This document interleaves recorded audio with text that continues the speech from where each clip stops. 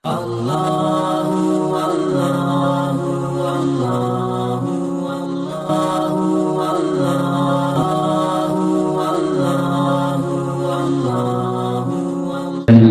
والصلاة والسلام على رسوله المختار وعلى آله الأطهار وأصحابه الأخيار إلى يوم القرار. أما بعد، أعوذ بالله من الشيطان الرجيم. بسم الله الرحمن الرحيم. إنما يعمر مساجد الله من آمن بالله واليوم الآخر وأقام الصلاة وآتى الزكاة ولم يخش إلا الله فعسى أولئك أن يكونوا من المهتدين. صدق الله العلي العظيم. وقال رسول الله صلى الله عليه وسلم: من بنى مسجدا يبتغي به وجه الله عز وجل بنى الله له بیتا فی الجنہ او کما قال علیہ الصلاۃ والسلام. میرے محترم بزرگوں اور عزیز دوستوں، سب سے پہلے آپ تمام حضرات سے یہ گزارش ہے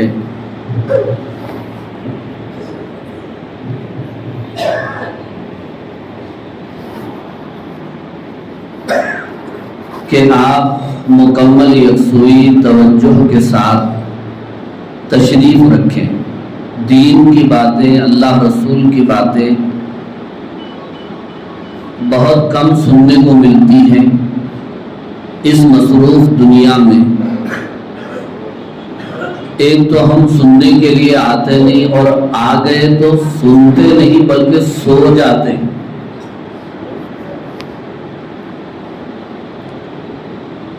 کیا بولے تو اللہ کی رحمت برستی ہے مسجد میں، اس لیے میرے کو نیند آ گئی. جنگ کے میدان میں نیند کا، اونگ کا آنا یہ رحمت ہے، اور عبادت میں نیند کا اور اونگ کا آنا یہ شیطانی حرکت ہوتی ہے. اور سوتا ہوا آدمی بات غلط بھی سن سکتا ہے اور غلط سمجھ بھی سکتا ہے. لطیفہ بڑا مشہور ہے. ایک صاحب بیان کرتے ہوئے کہنے لگے کہ بیاج کھانا حرام ہے. بیاج بولے تو مٹی، سود کھانا حرام ہے. ایک صاحب سو رہے تھے تو وہ بیاج کو پیاز سن لیے. کیا سنے؟ پیاز سن لیے. بعد میں جا کے بولے مول صاحب کو کیا ہو گیا یار، وہ پیاز کھانا حرام ہے بول رہے، کون سی کتاب میں ہے، کون سی آیت میں ہے، کون سی حدیث میں ہے؟ اس لیے ہم پوری توجہ کے ساتھ سنیں. اور دوسری بات یہ ہے کہ ہم سب اس لیے بڑے خوش نصیب ہیں کہ اللہ تعالی کے گھر کی تعمیر ہوئی اور آج اس کا افتتاح ہے، اس کی شروعات ہے. ایسے عظیم اور بابرکت موقع پر، خوشی کے موقع پر اللہ تعالیٰ نے ہمیں شرکت کی توفیق عطا فرمائی ہے. میں سمجھتا ہوں کہ جس طرح مسجد کی تعمیر کرنے والوں کے لیے مسجد ثواب جاریہ رکھتی ہے، اسی طرح اگر ہم بھی انگلی کٹا کر شہیدوں میں نام لکھا سکتے ہیں کہ یا اللہ مسجد کی شروعات ہو رہی تھی، اس میں ہم بھی شریک تھے، ہم بھی نیت کریں کہ جب تک مسجد میں عبادت ہوتی رہے گی انشاءاللہ ہمارے لیے بھی یہ مسجد ثواب جاریہ بنے گی.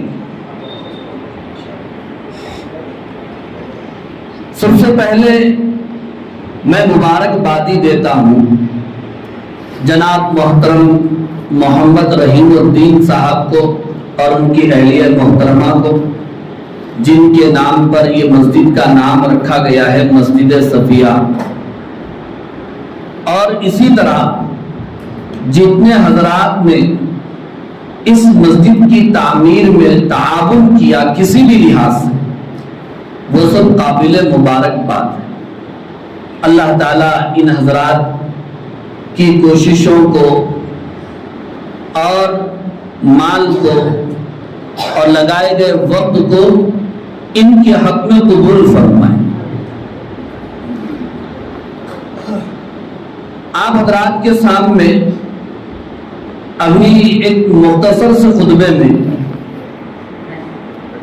قرآن مجید کی سورہ توبہ کی ایک آیت کریمہ پڑھنے کی سعادت حاصل کی گئی۔ ویسے قرآن مجید میں اللہ تعالیٰ کی کتاب میں حضرات علماء اکرام کے مطابق لفظ مسجد یا مسجدوں کا تذکرہ تقریباً 30 جگہوں پر آیا ہے۔ انہی میں سے ایک آیت کریمہ یہ سورہ توبہ کی ہے، اور مساجد سے متعلق بڑی مشہور اور معروف آیت ہے۔ اور جب کہیں کسی جگہ مسجد کا افتتاح ہوتا ہے تو عام طور پر علماء اکرام اس آیت کریمہ کی تلاوت سے اپنے خطاب کا آغاز کرتے ہیں۔ اسی کے ساتھ ساتھ احادیث میں مساجد کی بے شمار فضیلتیں بیان کی گئی ہیں۔ تو ایک حدیث بھی میں نے آپ کے سامنے اس وقت پیش کیا ہے، اس آیت کریمہ کی روشنی میں اور اسی طرح حدیث کی توضیح میں آپ سے کچھ دیر بات کرنا چاہتا ہوں، اس لیے کہ مہمان تشریف لا چکے ہیں اور وقت بھی کم ہے۔ جیسا کہ اعلان کیا گیا، اشتہار میں آپ نے دیکھا، اخبار میں بھی ڈالا گیا کہ نماز ظہر سے مسجد کا افتتاح ہوگا، اور نماز ظہر کا وقت طے کیا گیا 1:15 بجے، تو زیادہ وقت بھی نہیں ہے۔ آج کل لوگ لمبی چوڑی تقریریں سننے کے عادی بھی نہیں، کام کی بات کرو مول صاحب، بولنا کیا چاہ رہے ہیں وہ بولو۔ یوٹیوب پہ، فیس بک پہ جو ویڈیو بڑا ہوتا اس کو لوگ چھوڑ دیتے ہیں اور شارٹ ویڈیو کی عادی ہو گئے۔ کام کی بات کرو۔ تو بہرحال دعا فرمائیے اللہ رب العزت سے کہ اللہ تعالیٰ آج کی اس مجلس کو، محفل کو قبول فرمائے۔ میرے محترم بزرگوں اور عزیز دوستوں، سورہ توبہ کی جو آیت کریمہ ابھی آپ نے سماعت فرمایا ہے، اس میں اللہ رب العزت نے ارشاد فرمایا انما یعمر مساجد اللہ، اللہ تعالیٰ کی مسجدوں کو کون لوگ تعمیر کرتے ہیں۔ یہاں پر دیکھیے آیت میں یعمر، جس کا ترجمہ علماء اکرام کرتے ہیں کہ مسجدوں کو وہی لوگ تعمیر کرتے ہیں۔ تعمیر کا مطلب کیا ہوتا ہے؟ یہ عربی زبان کا لفظ ہے، عین میم را سے بنا ہے، اور آپ لوگ سوچ رہے ہیں کہ تعمیر کا مطلب کیا، ہم لوگوں کو نہیں معلوم۔ تعمیر کا مطلب عام طور پر لوگ یہ سمجھتے ہیں کہ کسی جگہ کو خرید کر، بنیادیں کھود کر، دیواریں کھڑا کرنا، پھر اس پر چھت ڈالنا، پھر اس کے اندر کرنٹ کا انتظام کرنا، ایک گھر بنانے کو، ایک محل بنانے کو کہتے ہیں کہ یہ عمارت بنا دی گئی، یہ گھر کی تعمیر ہو گئی، مسجد کی تعمیر ہو گئی۔ یقیناً یہ جو مطلب ہم سمجھتے ہیں اس آیت میں داخل ہے، لیکن تعمیر کا ایک دوسرا مطلب بھی ہے. عربی زبان بڑی وسیع زبان ہے. اس تعمیر کا جو دوسرا مطلب ہے آباد کرنا. انما یعمر مساجد اللہ. تو یہاں پر جو ترجمہ کیا جاتا ہے کہ اللہ کی مسجدوں کو وہی لوگ تعمیر کرتے ہیں. تو یہ جو ظاہری عمارت کھڑا کرنا ہے وہ بھی اس میں داخل اور شامل ہے، اور مسجد کو آباد کرنا، سجدوں سے آباد کرنا، تلاوت سے آباد کرنا، ذکر سے آباد کرنا، نیک اعمال سے آباد کرنا، اللہ اور اس کے رسول کے تذکروں سے آباد کرنا، یہ بھی اس کے اندر داخل اور شامل ہے. اس آیت کریمہ میں مسجدوں کی تعمیر کرنے والوں کی چند اہم صفات بیان کی گئی. عام طور پر جن میں یہ صفات پائی جاتی ہیں وہی لوگ مسجدوں کی تعمیر کرتے ہیں، مسجدوں کو آباد کرتے ہیں. پہلی صفت یہ بیان کی گئی انما یعمر مساجد اللہ، کہ اللہ تعالی کی مسجدوں کو وہی لوگ تعمیر کرتے ہیں، وہی لوگ آباد کرتے ہیں جو اللہ تعالی پر ایمان رکھتے ہیں. اس میں اللہ تعالیٰ پر ایمان رکھنے میں اللہ پر بھی ایمان ہے، اللہ کے نبیوں پر بھی ایمان ہے، اللہ کے رسول پر بھی ایمان رکھنا ہے. انما یعمر مساجد اللہ من آمن باللہ والیوم الآخر، اور جو آخرت کے دن پر ایمان رکھنے والے. آیت میں یہ کہا گیا کہ جو اللہ پر ایمان رکھتے ہیں اس کے بعد آخرت کے دن پر ایمان رکھتے ہیں. حالانکہ اللہ تعالیٰ کے اوپر ایمان رکھنے میں پورا ایمان مفصل داخل اور شامل ہے. آمنت باللہ وملائکتہ وکتبہ ورسلہ والیوم الآخر والقدر خیرہ وشرہ من اللہ تعالی والبعث بعد الموت. یہ 7 چیزوں پر ایمان رکھنا ضروری ہے مکمل مومن بننے کے لیے. ان میں سے کوئی چیز بھی اگر ایمان نہ ہو اس کے اوپر تو بھی بندہ مومن نہیں ہو سکتا. اللہ تعالیٰ پر ایمان، اللہ تعالیٰ کے فرشتوں پر ایمان، اللہ تعالیٰ کی تمام کتابوں پر ایمان، اللہ تعالیٰ کے تمام نبیوں پر ایمان، آخرت کے دن پر ایمان، اچھی بری تقدیر اور قسمت پر ایمان، اور مرنے کے بعد دوبارہ اٹھائے جانے پر ایمان. آیت میں جو کہا گیا کہ جو اللہ پر ایمان رکھتے ہیں یہ ساری چیزیں اس کے اوپر جو اس میں شامل اور داخل. اللہ پر ایمان رکھنے میں اللہ کے رسول پر بھی ایمان رکھنا ہے، آخرت کے دن پر بھی ایمان رکھنا ہے. لیکن سوال یہ پیدا ہوتا ہے کہ اللہ پر ایمان رکھنے کے بعد پھر اللہ تعالیٰ نے آخرت کے دن پر ایمان رکھنا الگ سے بیان کیا، اس لیے کہ جس بندے کا جتنا یقین آخرت کے اوپر ہوتا ہے وہ بندہ اتنا ہی اللہ سے ڈرتا ہے اور اتنا ہی زیادہ نیک اور اچھے اعمال کرتا ہے اور مرنے کے بعد کی زندگی کی فکر کرتا ہے. جیسا کہ حدیث میں کہا گیا الکیس من دان نفسہ وعمل لما بعد الموت. تم میں ہوشیار وہ ہے جو اپنے آپ کو پہچانے میں دنیا میں کیوں آیا، میری پیدائش کا مقصد کیا ہے، مجھے کہاں جانا ہے اور کیا کرنا ہے. کہا گیا کہ سب میں کیس ہے، عقل مند ہے اور دانش مند. اپنے آپ کو پہچانے اور موت کی بات کی تیاری کی. تو پہلی صفت مسجدوں کی تعمیر کرنے والوں کی بیان کی گئی انما یعمر مساجد اللہ من آمن باللہ والیوم الآخر واقام الصلاۃ. مسجدوں کو تعمیر کرنے والے لوگ وہ ہوتے ہیں جو نمازوں کی پابندی کرتے ہیں. واقام الصلاۃ وآت الزکاۃ، اور جو زکوٰۃ ادا کرتے ہیں. ولم یخش الا اللہ، اور جو اللہ کے سوا کسی سے نہیں ڈرتے. فعسى اولئک ان یکونوا، اور کہا گیا کہ یہ لوگ ہدایت یافتہ ہے.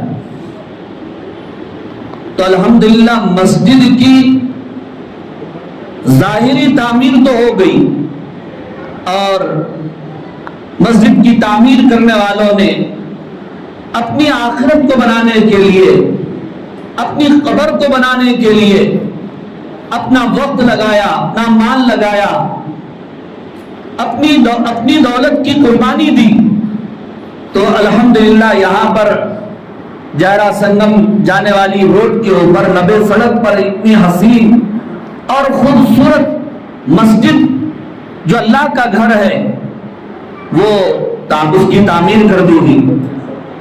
ظاہری تعمیر کے اندر تو الحمدللہ کسی قسم کی کوئی کمی نہیں ہے۔ مسجد کے بنانے والے قابل مبارکباد ہیں۔ آپ دیکھ رہے ہیں کہ خوبصورت ٹائلز لگے ہوئے ہیں اور سیلنگ کا کام کیا گیا ہے، ٹیم کی دروازے لگائے گئے ہیں، ٹیم کی قالین بچھائی گئی ہے۔ طہارت خانوں میں آپ دیکھ لیجئے بہترین انتظام ہے، معذور لوگوں کے لیے الگ بیت الخلا ہے اور دوسرے لوگوں کے لیے جو ہے الگ انتظام ہے، اور اچھا سا حمام خانہ بھی ہے۔ اے سی کا انتظام کرنے کا بھی ارادہ ہوگا، اس لیے جو ہے اس کا بھی کلیکشن پہلے سے ہی دے دیا گیا ہے۔ تو تعمیر کے لحاظ سے اور اس کے حساب سے کوئی کمی نہیں ہے، مسجد بڑی خوشنما ہے اور پرشکو ہے۔ تو ظاہری تعمیر انما یعمر مساجد اللہ، اس میں ظاہری تعمیر بھی داخل ہے اور معنوی تعمیر۔ معنوی تعمیر کیا ہے؟ اب یہ ذمہ داری ہے یہاں کے رہنے والوں کی، کٹبہ نگر کے اندر بسنے والوں کی، کٹبہ نگر کے مسلمانوں کی یہ ذمہ داری ہے کہ آیت میں جو ظاہری تعمیر تھی انہوں نے تو اس کو پورا کر دیا اور ایک بہترین عمارت اور بہترین مسجد جو ہے بنا ڈالی، یہاں پر بہترین خوبصورت جو ہے مینار بھی لگا دیا گیا ہے۔ تو ظاہری تعمیر، ظاہری آبادی ہو چکی ہے۔ اب یہاں پر رہنے والے مسلمانوں کا یہ فریضہ ہے اور ذمہ داری ہے کہ اس مسجد کی آبادی کی فکر فرمائیں، اور مسجد کی آبادی اور اس کی جو معنوی تعمیر ہے وہ یہ ہے کہ مسجد میں پانچوں وقت نماز کا اہتمام۔ اللہ رب العزت نے قرآن مجید میں ایمان کے بعد، توحید کے بعد رسالت کو اور آخرت کو بیان فرمایا۔ اسی طرح قرآن مجید میں حضرات علماء اکرام بیان فرماتے ہیں نماز کا حکم اشاروں میں اور کنایوں میں تقریباً 700 آیتوں میں 700 مقامات پر دیا گیا ہے، اور واضح طور پر نماز کا حکم 60 جگہ دیا گیا ہے۔ پہلے پارے میں سورہ بقرہ میں کہا گیا، متقیوں کی صفت بیان کی گئی، الذین یؤمنون بالغیب ویقیمون الصلاۃ ومما رزقناہم ینفقون۔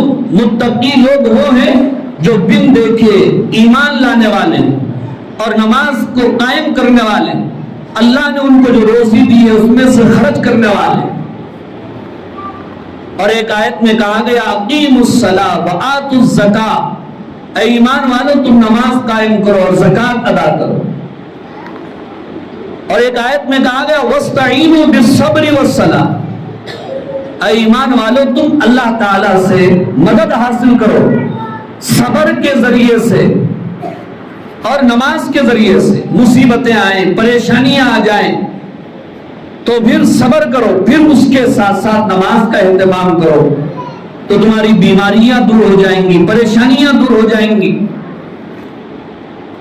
اور ایک آیت میں کہا گیا، حافظوا علی الصلوات والصلاۃ الوسطی، پانچوں نمازوں کا اہتمام کرو، خاص طور پر بیچ کی نماز۔ اس سے علماء اکرام مفسرین نماز عصر مراد لیتے ہیں، جیسا کہ والعصر قسم ہے زمانے کی، اور بعض مفسرین نے ترجمہ کیا قسم ہے نماز عصر کی، چونکہ یہ وقت غفلت کا ہوتا ہے۔ تو اس لیے ہماری یہ ذمہ داری ہے کہ ہم مسجد کی آبادی کی فکر کریں، اور مسجد کی آبادی میں سب سے پہلے یہ ہے کہ مسجد کے اندر جو نمازوں کا اہتمام کیا جائے۔ سب ارادہ کریں کہ انشاءاللہ جب تک ہم یہاں پر رہیں گے گاؤں کے اندر نمازوں کا اہتمام کریں گے، لائیں گے آدمی سفر پر ہو تو کوئی اور بات۔ اسی طرح دوسرے درجے میں یہاں پر مکتب کا انتظام ہو، بچے پڑھنے کے لیے آتے ہو، نورانی قاعدہ پڑھ رہے ہو، ناظرہ قرآن کریم پڑھ رہے ہو، ہر مسلمان کے لیے کوئی تعلیم ضروری ہو یا نہ ہو، یہاں تک کہ ہر مسلمان کے لیے حافظ بننا ضروری نہیں، ہر بچے کے لیے عالم بننا ضروری نہیں ہے، لیکن ایک بات سن لیجئے، ہر مسلمان کو چاہے وہ بچہ ہو، جوان ہو، بوڑھا ہو، عورت ہو یا مرد ہو، قرآن مجید دیکھ کر پڑھنے آنا، جسے ناظرہ پڑھنا کہتے ہیں، یہ اس کے اوپر فرض ہے، ضروری ہے۔ قیامت کے دن یہ سوال نہیں ہوگا کہ تم حافظ کیوں نہیں بنے، تم عالم کیوں نہیں بنے، مگر یہ سوال ہو سکتا ہے کہ تم قرآن دیکھ کر کیوں نہیں پڑھے۔ ایک آدمی کے لیے موت سے پہلے، ایک مسلمان کے لیے بڑی خوشی کی بات یہ ہے کہ وہ قرآن کریم کو، اللہ تعالیٰ کی کتاب کو اپنی نظروں سے دیکھ کر پڑھنے والا بن جائے۔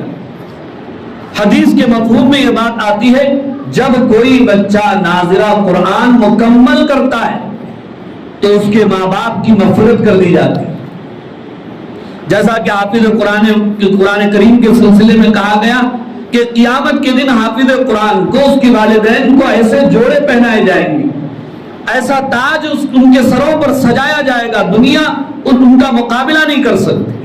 حافظ قرآن سے کہا جائے گا ایک ایک آیت پڑھتا جا اور جنت کے زینے طے کرتا چلا جا۔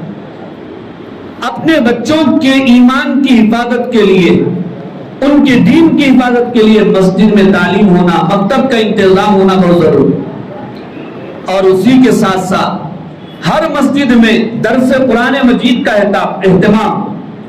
الحمدللہ یہاں پر مسجد کے بنانے والوں نے جس طرح پورا انتظام کیا ہے، اللہ تعالیٰ جزائے خیر عطا فرمائے، ان کی اس کوشش کو، ان کی اس تعمیر کو قبول فرمائے۔ بڑی خوشی ہوئی کہ پہلے سے مسجد میں امام صاحب کا بھی انتظام کیا گیا، اور اسی طرح مؤذن صاحب کا بھی انتظام ہوا ہے۔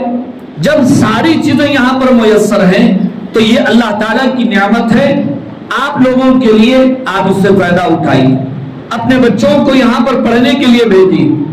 اس کپا نگر کے اندر اس سے پہلے بھی یعنی پرانی مسجد بھی ہے، یہ نئی مسجد بنائی گئی ہے، وہاں کے بچے وہاں پڑھنے کے لیے جائیں، یہاں کے بچے یہاں پڑھنے کے لیے آئے، درس قرآن مجید بھی ہو، درس حدیث بھی ہو، پھر روزانہ یہاں پر فکریں کی جائیں مسجد کو آباد کرنے۔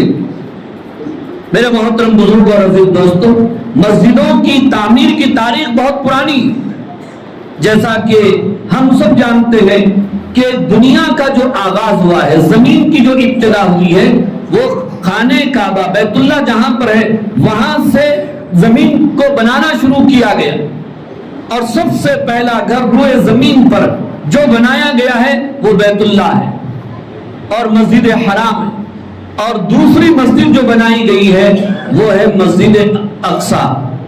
اللہ کے نبی صلی اللہ علیہ وسلم جب مکہ مکرمہ سے مدینہ منورہ پہنچے، آپ نے وہاں پر مسجد قباء تعمیر فرمائی، اس کے بعد باضابطہ مسجد نبوی کی بنیاد ڈالی گئی۔ آپ صلی اللہ علیہ وسلم کی سیرت کو پڑھنے سے بات معلوم ہوتی ہے کہ مسجدوں کا مقام اور مسجدوں کے بنانے والوں کا مقام اور ثواب کتنا زیادہ ہے۔ مسجدوں کی تعمیر یہ انبیاء اکرام علیہ السلام کا کام، بیت المقدس مسجد اقصی کی تعمیر جلیل القدر پیغمبر، بہت بڑے نبی، اللہ نے جن کو حکومت دی، سلطنت دی، ہواؤں پر اور درندوں پر، پرندوں پر، جنات پر، انسانوں کے علاوہ ان کے ہاتھوں جنات کے ذریعے مسجد اقصی کی تعمیر ہوئی، اور بیت اللہ کی تعمیر حضرت ابراہیم خلیل اللہ اور حضرت اسماعیل ذبیح اللہ علیہ السلام کے ہاتھوں کی گئی۔ ان نبیوں اور پیغمبروں نے جب بیت اللہ کی تعمیر کی تو یہ دعا کی، ربنا تقبل منا انک انت السمیع العلیم۔ اس لیے علماء اکرام بیان فرماتے ہیں کہ جو مسلمان مسجد کی تعمیر کرے وہ اللہ کے سامنے کھڑے ہو کر یہ دعا بھی کرے کہ اللہ میں اس قابل نہیں تھا، یہ کام تو نبیوں کا ہے، آپ نے نبیوں سے اپنے گھروں کی تعمیر کا کام لیا ہے، میں اس قابل نہیں تھا، اے اللہ اس کوشش کو، اس تعمیر کو آپ قبول فرما لیجئے، جیسا کہ حضرت ابراہیم حضرت اسماعیل علیہ السلام نے خانہ کعبہ کی تعمیر کے بعد یہ دعا کی تھی، ربنا تقبل منا انک انت السمیع العلیم۔ آپ صلی اللہ علیہ وسلم مسجد نبوی کی جب تعمیر ہو رہی تھی صحابہ مسجد نبوی کی تعمیر فرما رہے تھے، اس میں آپ بھی بنفس نفیس پتھر اٹھا اٹھا کر خود سے لا رہے تھے۔ صحابہ نے کہا اللہ کے رسول اس کام کے لیے ہم ہیں، آپ کیوں زحمت کر رہے ہیں، آپ کیوں تکلیف اٹھا رہے ہیں؟ تو حضور نے فرمایا کہ میں بھی چاہتا ہوں کہ اس فضیلت کو حاصل کروں، میں بھی تو ثواب کا نیکیوں کا محتاج ہوں۔ اس سے بات معلوم ہوتی ہے کہ مسجدیں اللہ تعالیٰ کا گھر ہے، اور مسجدوں کی تعمیر یہ تو نبیوں کے ہاتھوں سے لی گئی، اور یہ بشارت سنائی گئی مسجد کی تعمیر کرنے والوں کو، مسجد بنانے والوں کو۔ حدیث کے اندر من بنا مسجدا للہ، اور یوں کہا من بنا مسجدا یبتغی بہ وجہ اللہ، جو اللہ کی رضا کے لیے اللہ کے گھر کو بناتا ہے، بن اللہ لہ بیتا فی الجنہ، اللہ اس کے لیے گھر میں جو ہے جنت میں گھر بناتے ہیں۔ لیکن اس حدیث میں آپ غور کیجئے، یہ حدیث صرف مسجد بنانے والوں کے لیے نہیں، ہم سب کے لیے، مسجد کو چندہ دینے والوں کے لیے، مسجد میں کسی بھی قسم کا تعاون کرنے والوں کے لیے، جنت میں گھر حاصل کرنے کے لیے ضروری نہیں ہے۔ علماء اکرام اس حدیث کی تشریح میں بیان فرماتے ہیں کہ جنت میں محل حاصل کرنے کے لیے، گھر حاصل کرنے کے لیے پوری مسجد بنانا ضروری نہیں ہے۔ مسجد میں اگر کوئی کسی بھی قسم کا تعاون کر دیا، کوئی چند تھیلے سیمنٹ دے دیا، کوئی کچھ ریتی دے دیا، اور کوئی اس کے اندر کسی قسم کا تعمیر، کسی قسم کا حصہ لیا، اور لیکن اس کا جذبہ اپنا نام نہ ہو، اپنا نام دکھانا نہ ہو، ریاکاری نہ ہو، شہرت نہ ہو، دکھلاوا نہ ہو، صرف اللہ کی رضا اس کا مقصد ہو، بن اللہ بیتا فی الجنہ، اللہ اسے جنت میں گھر عطا فرمائے۔ تو جب بھی مسجدوں کی تعمیر ہو یا مسجد میں ہم تعاون کریں تو بزرگوں اور عزیز دوستوں اللہ تعالیٰ کی رضا کے جذبے سے کرنا چاہیے۔ ریاکاری والے اعمال اللہ تعالیٰ کی بارگاہ میں قابل قبول نہیں۔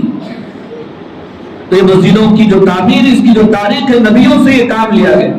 پہلے مسجدیں سادہ ہوا کرتی تھی، مسجد نبوی کی جو تعمیر ہوئی ہے وہ تو اتنی معمولی تھی کہ لکڑیوں کے ذریعے سے، چھپر کھجوروں کے پتوں سے مسجد نبوی کا چھت تعمیر کیا گیا تھا۔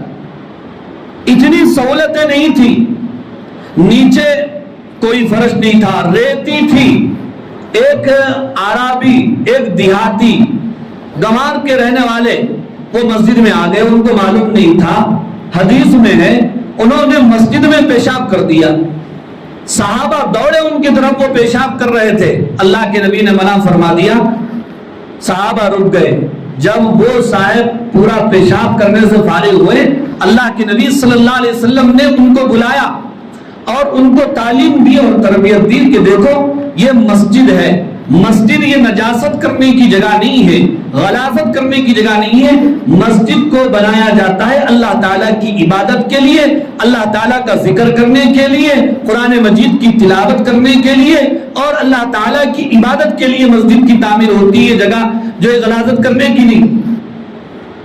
اس حدیث میں علماء اکرام بیان فرماتے ہیں صحابہ تو دوڑے تھے ان کو روکنے کے لیے، وہ تو مسجد میں پیشاب کر رہے تھے، معلوم نہیں تھا، وہی اوپر جو چھت کھجور کے پتوں کی ہے، نیچے ریتی ہے، تو وہ بیچارے اپنے گھروں کی طرح وہ سمجھ بیٹھے اور انہوں نے ضرورت کرنا شروع کر دیا۔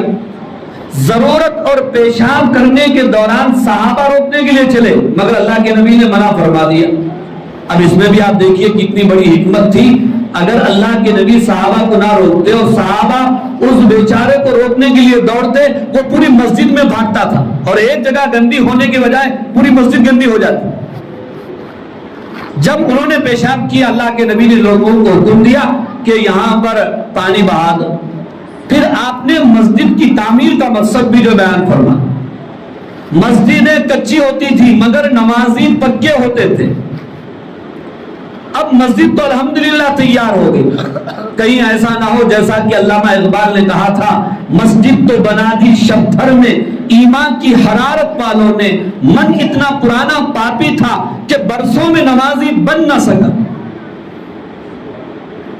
مسجدیں چھوڑ کے جا بیٹھے ہیں مے خانوں میں. علامہ اقبال نے کہا کہ مسجدیں چھوڑ کے جا بیٹھے ہیں مے خانوں میں، واہ کیا جوش ترقی ہے مسلمانوں میں. تو الحمدللہ آج کا یہ مسجد صفیہ کھپا نگر کا افتتاحی پروگرام ہے، اس میں ہم سب شریک ہیں، ہم سب خوش نصیب ہیں. اللہ تعالیٰ اس شرکت کو ہمارے لیے ثواب جاریہ بنا. تو یہ مسجدوں کی تاریخ اور تعمیر، کچی مسجدیں ہوا کرتی، ایسے نہیں ایسے پختہ، یہاں تک کہ معلوم ہونا چاہیے یہ گنبدیں بھی نہیں، یہ آج تو گنبد نہیں بنا رہے مسجد میں، زیادہ تر جو مینار ہے وہ مینار بھی مسجدوں کے اوپر نہیں ہوا کرتے. بعد میں مسجدوں کی پہچان کے لیے اور مسجدوں کی علامت اور نشانی نظر آنے کے لیے دور سے یہ میناروں کی تعمیر کی جانے لگی اسلامی حکومتوں کے اندر. بعض جگہ ایک مینار بنایا جاتا ہے، بعض مسجدوں پر 2 مینار بنائے جاتے ہیں، بعض جگہ 4 مینار بنائے جاتے ہیں. مسجد حرام کے اندر تقریباً 9 مینار اور مسجد نبوی میں تقریباً 10 مینار بنائے گئے ہیں اپنے اپنے حساب سے. ان میناروں کو ایک تو علامت ہے، ایک تو نشانی ہے، اور دوسرے تاکہ آواز دور پہنچے. گنبدیں بھی بنائی جاتی تھی، یہ جب لاؤڈ اسپیکر نہیں تھے، یہ مائک کا انتظام نہیں تھا، تو گنبدیں اس لیے ہوتی تھی تاکہ امام کی آواز، امام کی تکبیر اور قرات اور اس کی تلاوت کی آواز مسجد کے اندر گونجے اور نماز پڑھنے والوں کو کوئی دقت نہ ہو، کوئی خلل نہ ہو اور ان کو کنفیوز نہ ہو نماز کی رکعتوں کے اندر. تو بہرحال بزرگوں اور عزیز دوستو، اصل میں آپ حضرات کو مہمان علماء اکرام کا خطاب سننا ہے، وقت کم ہے. میں پھر ایک مرتبہ آپ سب حضرات کو اور اسی